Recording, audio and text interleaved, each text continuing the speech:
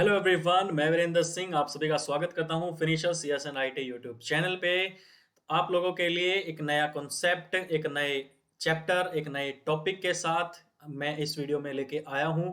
जो आगामी हरियाणा के जितने भी एग्जाम्स होने वाले हैं, चाहे एसएससी के कोई एग्जाम होने वाले हैं या ऑल इंडिया कोई भी एग्जाम आप देते हो, वहां पे एंटोनियम, सिनोनियम या मैं बात करूं वर्ड्स की, शब्दों की, तो शब्द हम लोगों से हमेशा पूछे जाते हैं और काफी ज्यादा मात्रा में पूछे जाते हैं। अगर किसी एग्जाम में 25 नंबर की इंग्लिश आती है तो वहां से 4 से 5 क्वेश्चंस आपके एंटोनियम सिनोनियम से पूछे जाते हैं। एचएसएससी में 7 से 8 नंबर की इंग्लिश आती है, उसमें 2 और 3 क्वेश्चन जो होते हैं वो वर्ड से आते हैं।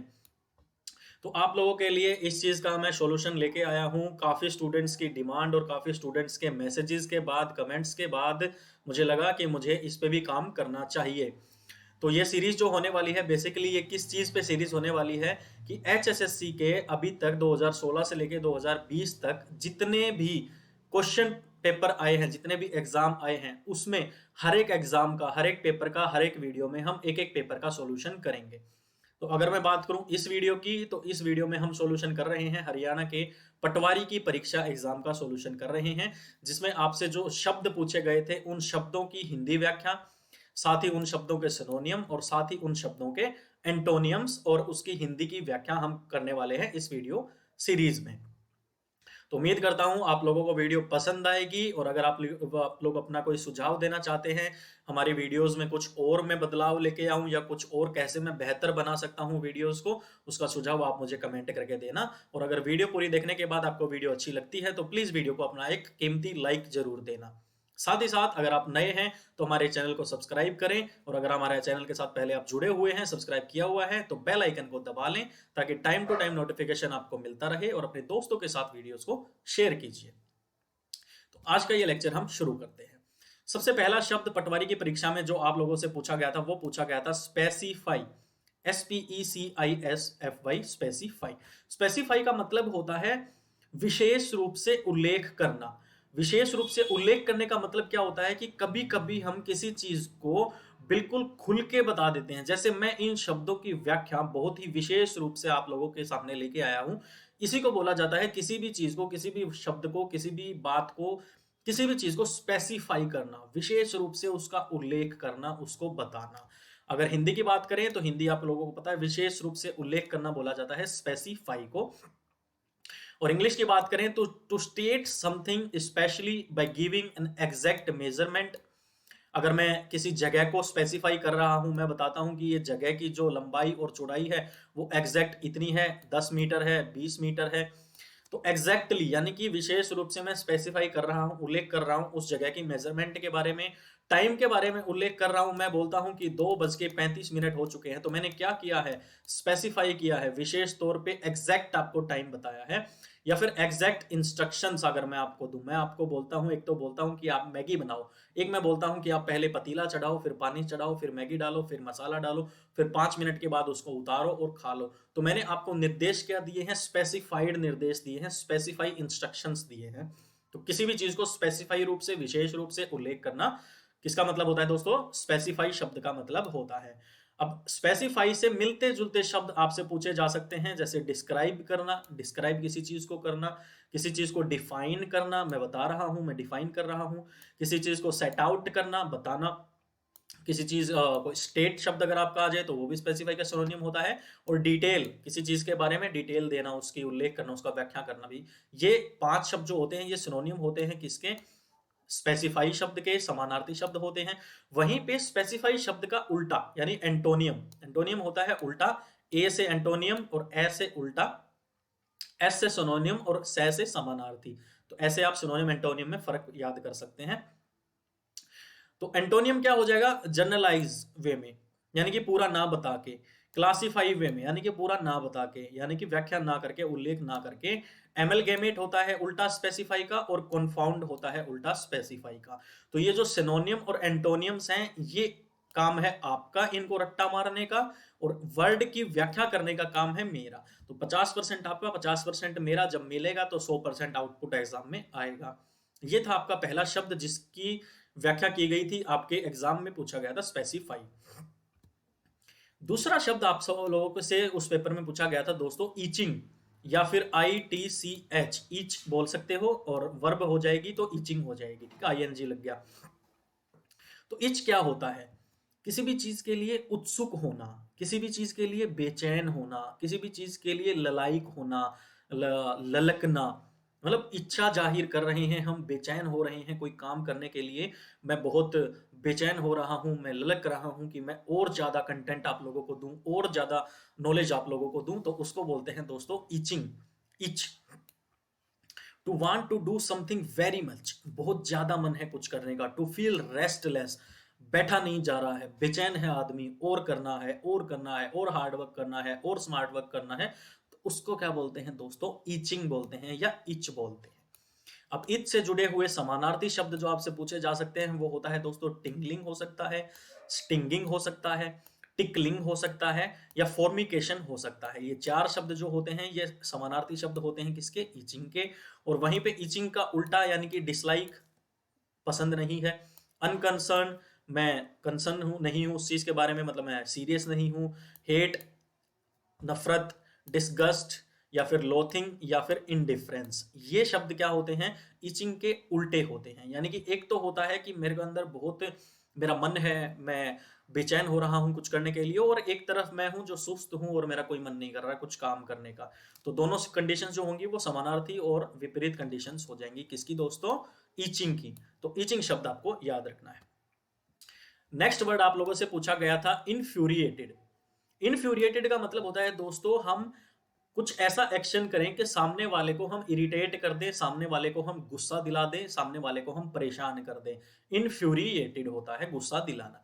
To make someone extremely angry, किसी को बहुत ज्यादा गुस्सा दिला देना। तो इन्फ्यूरिएटेड के समानार्थी क्या हो जाएंगे? हो जाएंगे प्रोवोक करना किसी को। आप बिग बॉस देखते हो, बिग बॉस में ये शब्द सबसे ज्यादा यूज होता है, प्रोवोक करना, क्योंकि बिग बॉस का जो क्राइटेरिया होता है शो का वो यही होता है कि एक दूसरे को ज्यादा से ज्यादा परेशान करना, गुस्सा दिलाना, तो प्रोवोक करना हो जाता है।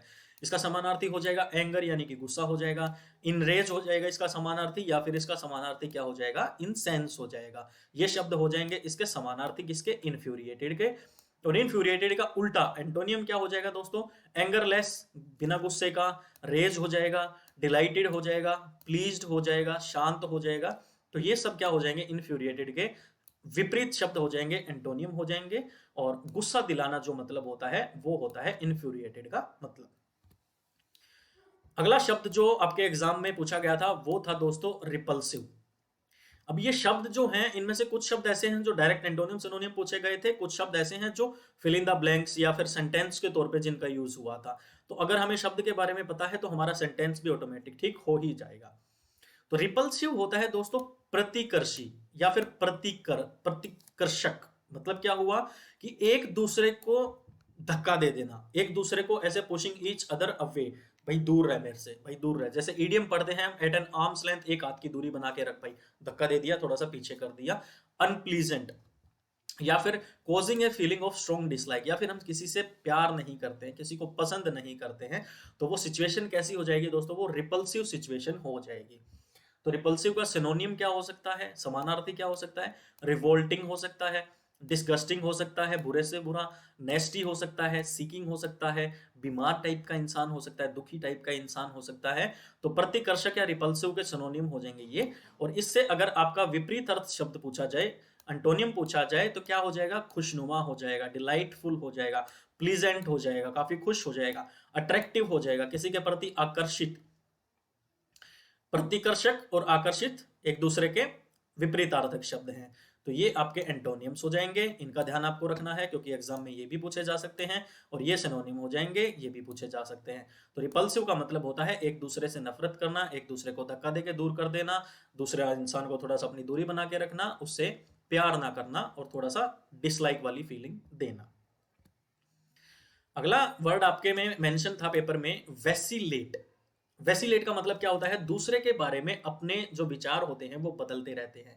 यानी कि एक इंसान जो है वो मैनिपुलेटिव है, बार बार वो बदल रहा है अपनी स्टेटमेंट्स को। वो बार-बार चेंज कर रहा है अपने थॉट्स को किसी के बारे में, किसी चीज़ के बारे में या किसी इंसान के बारे में। आज मैं एकदम से फ़ील करता हूँ किसी से मैं प्यार करने की फीलिंग ले लेता हूँ, कल मेरे को फ़ील होती है मैं उससे नफ़रत करना स्टार्ट कर देता हूँ। आज मुझे वो इंसान पॉज़िटिव नज़र आता है, कल मुझे वो इंसान नेगेटिव नज़र आता है। तो मैं क्या कर रहा हूँ? कंटिन्यूअसली लगातार अपने थॉट्स को चेंज कर रहा हूँ किसी इंसान के बारे में। आज मुझे मान लो बोतल में पानी पीना पसंद है, कल मुझे ग्लास में पानी पीना पसंद है, तो मैं किसी चीज़ के बारे में अपने थॉट्स लगातार बदल रहा हूँ। मैं क्या कर रहा हूँ? I am changing my thoughts vacillate, मैं वैसिलेट कर रहा हूँ, मैं चेंज कर रहा हूँ, बार-बार अपने विचार बदल रहा हूँ, ये मतलब होता है वैसिलेट का। अब वैसिलेट का सिनोनियम या समानार्थी क्या हो सकता है? वेवर हो सकता है। फ्लक्चुएट, फ्लक्चुएट क्या होता है? बदलना, फ्लक्चुएट करना, एक जगह पे ना टिकना, बार-बार फ्लक्चुएशन होती है, बार-बार बदलता है।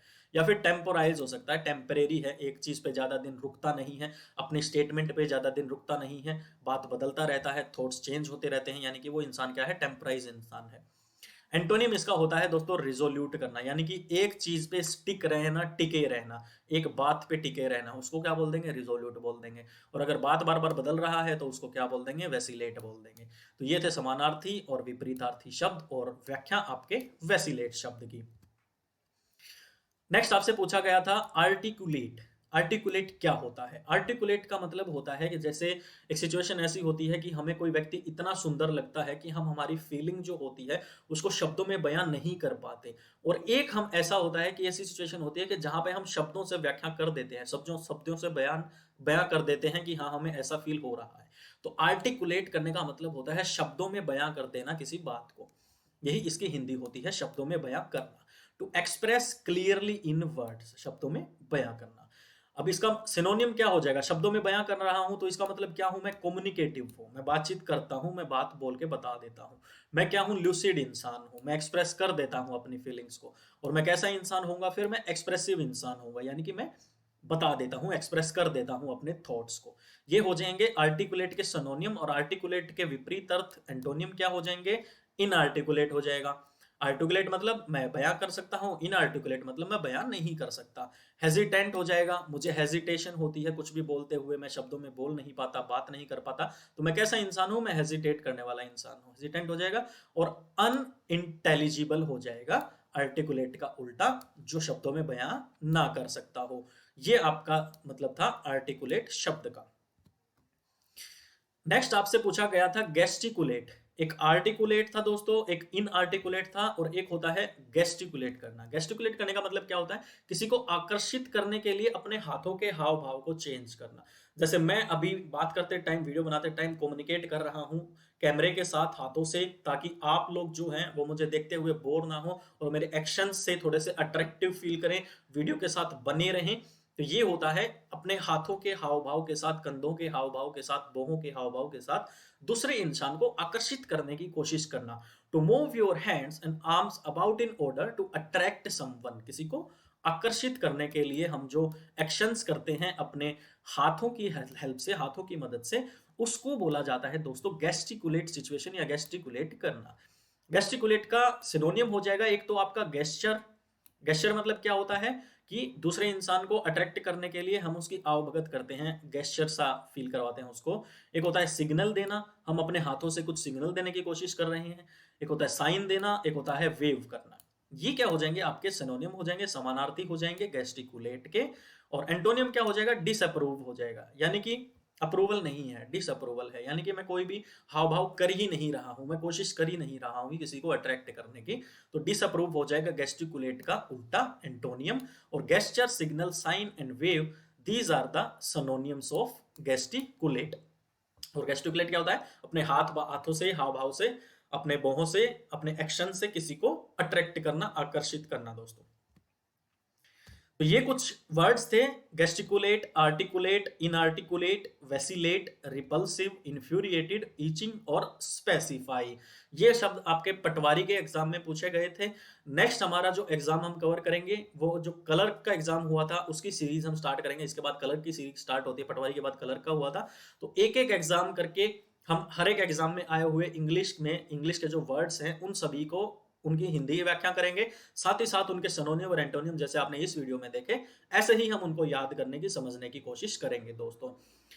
इस तरीके से अगर आप पढ़ाई करके जाओगे तो अब की बार आपके हरियाणा के एग्जाम में इंग्लिश का जो आपके अंदर का जो फ़ियर है, जो डर है, मैं उसको निकालने की एक छोटी-सी कोशिश कर रहा हूँ। तो आशा करता हूँ आप लोगों को ये कोशिश भी मेरी पसंद आएगी। जैसे आपने वन वर्ड और इडियम्स वाली सीरीज़ को प्यार दिया है अपना, वैसे ही आप ये शब्दों की सीरीज़, वर्ड्स की सीरीज़ को भी प्यार देना। तो धन्यवाद दोस्तों, मिलते हैं नेक्स्ट वीडियो में, तब तक के लिए हैव ए गुड डे, शब खैर।